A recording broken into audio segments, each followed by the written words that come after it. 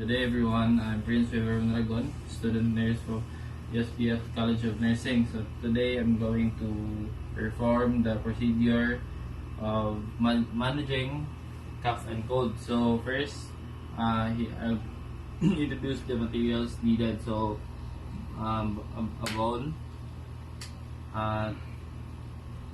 glass, and 2 glasses, and the oregano, or it's not the real oregano, but assuming oregano leaves, and also the lagundi leaves, but it's not the real lagundi leaves, but assuming lagundi leaves and stuff. So, and also the aroma oil for the aromatherapy, and also the boiled water. So inside of this is water, and this is for tea, lagundi tea. So I'm going to introduce the procedure to my patient. So sir, I'm Prince Weber Mondragon, nursing student from USPF College of Nursing. I'm going to perform this procedure. Sir, is it okay, sir, to relieve your cough? Yes. So I'm going to put boiled water for inhalation in a bowl.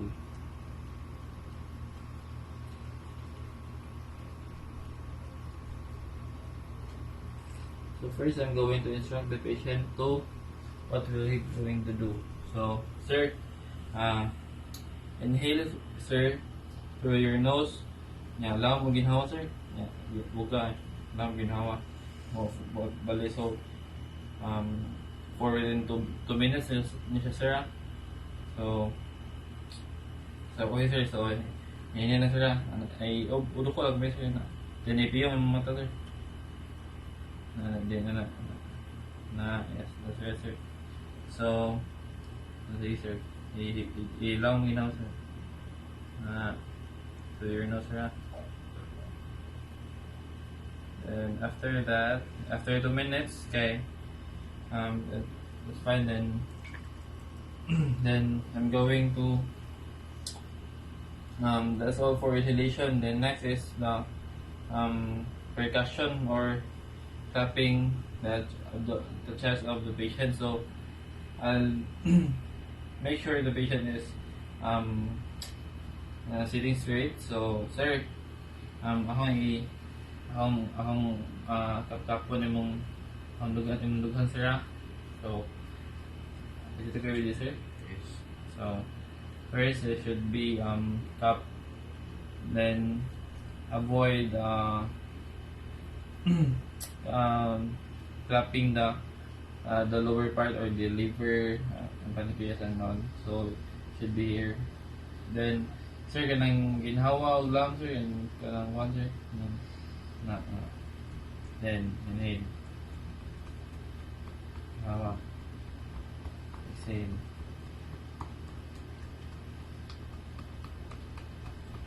Hawa sir. So after 2 minutes, wala siya. Enough na siya. So that's all for percussion.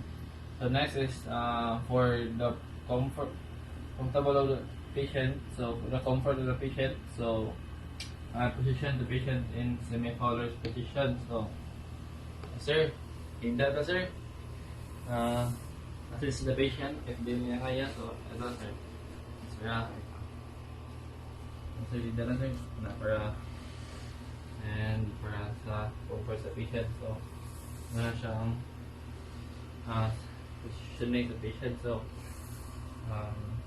next is the aromatherapy. So before proceeding to aromatherapy, so i-position ang patient. So sir, kasi ito kayo sir nga magbutang ko aroma oil sa mong chest.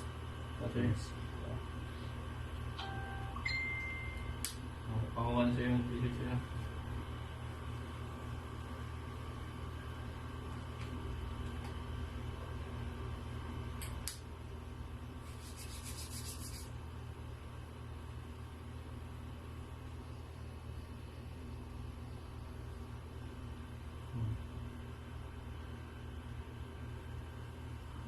here.